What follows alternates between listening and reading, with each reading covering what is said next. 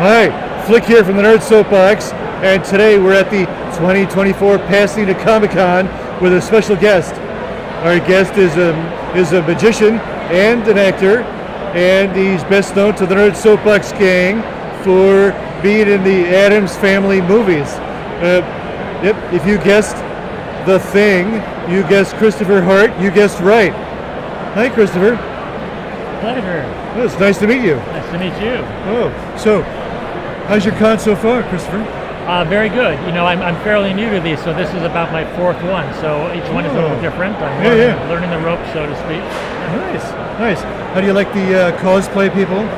90 costumes walking around? It's very fascinating. I be honest with you, I tell you, I've been taking some secret photos of them and sending them to my friends. Yeah. You don't have to be so secretive. Ask them. They'll pose for you. Oh, really? Oh, yeah. Okay, this is good to know. Yeah, a lot of fun. So, tell me, what was your fandom growing up? Were you into sports or comic books or cartoons or cars? Well, as a really young kid, I was into baseball cards, football cards. I kind of collected that. I tried to get into coin collecting and stamp collecting, but I got bored with it really quickly. And then I discovered magic, and then that was an explosion of a new world that blew my mind away, because I found books in the library, and it was such a deep world. It was the idea that I could discover these secrets that no one else knew. So that fascinated me to this day. Well, how old were you when you discovered magic? Probably 9 years old. All right. And I got into a magic club when I was 13 with other kids, and that changed everything, because I'd get a magic trick from Disneyland in the magic shop. Right. I still have that trick, a little ball and base with ball would vanish and disappear. And but when I got into a magic club, I had a place to meet other kids my age. I had mentors. I then became a junior magician at the world famous Magic Castle. They have a junior magician program. Really? I became a regular magician at 21 there. Started performing there in other places, and now I'm a trustee of the Magic Castle. They have 7 magicians that oversee the magic. And they have a board of directors that oversee the business. Wow. Who's your one of maybe a magician that you enjoy watching today? Well, that's many answers to that.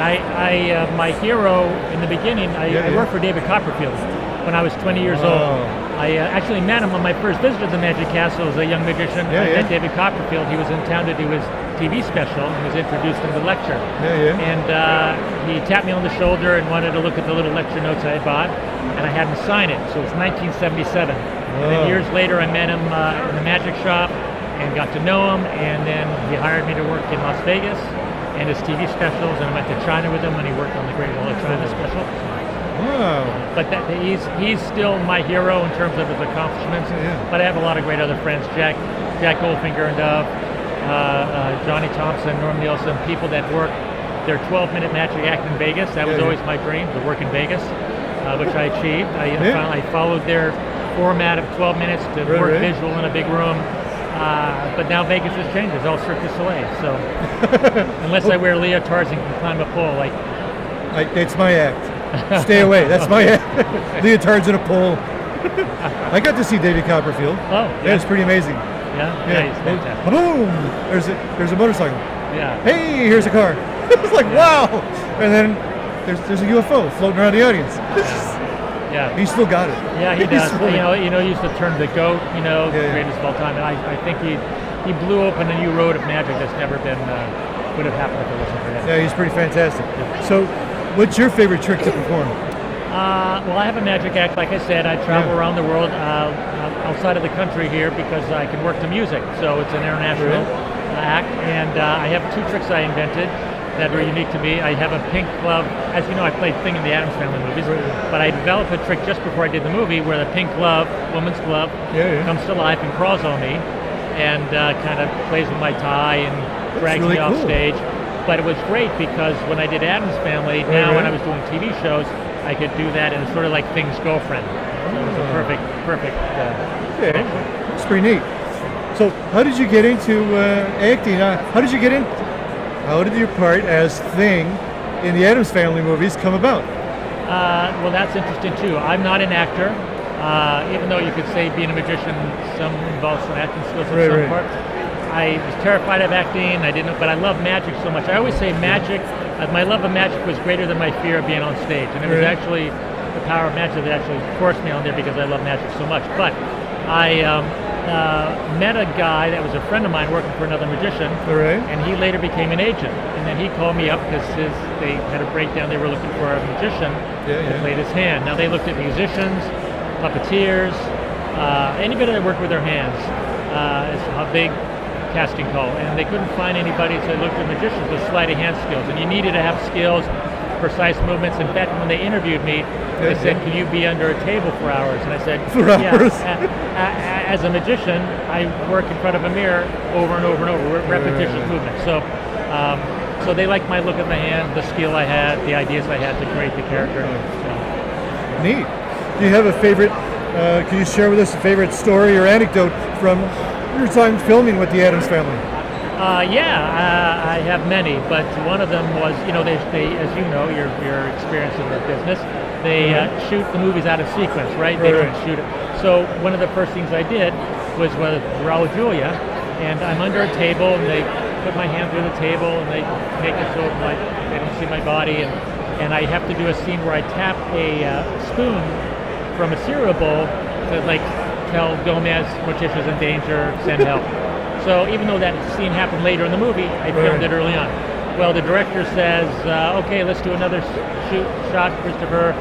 Make it, this is the end of the movie. He's desperate, he's exhausted. So give it all you got. So I grabbed the spoon. Now I'm under a table, mind you, looking at a little TV monitor. So I grabbed the spoon. It hits the edge of the bowl of the cereal, and I see it almost in slow motion spinning as the milk flies out in cereal and hits Raul Julia in the face and covers him with milk dripping off of him. And this is the first time I met the man, and I think, all right, I've just been fired after my first day. And they yelled, "Cut," and he started laughing, and it was fantastic. But he was the most generous, kind man. He could have treated, like I say, those are big movie stars, and I'm just a little hand actor guy. But he treated me like he was an equal cast member, so it was really amazing. That's fantastic. So what a fantastic story. How about do you have a favorite magic story? A favorite magic anecdote, or from your travels, like something fun that happened to you on your travels around the world performing magic? There are many stories with that too, but I would say I've had some amazing things happen because of magic. I was in a competition in Monte Carlo and got presented a prize from Princess Stephanie. So, to say that I got this prize from Princess Stephanie, and I was awarded Stage Magician of the Year twice at the world famous Magic Castle. So to be a young kid, it's pretty cool. I don't know if you've heard of the magician Mark Wilson. He had a TV series, really was the innovator of television magic, Magic Circus. But I used to watch him as a 13-year-old boy and be inspired by him. And then years later, I'm working in the Magic Castle, and then I'm at an award show, and I go outside to use the little porta potty out there. As I go up there, comes out of it is Mark Wilson. And he passes me, and as he passes by me, he says, "Hey, Christopher." And I go, "Oh, hey, Mark." And it struck me all of a sudden, that full circle moment, that a little kid, boy, watching his hero, and now the hero knows his name. And he was a great man, and just the fact that I had achieved a certain level of just sticking around long enough, right? That's so cool.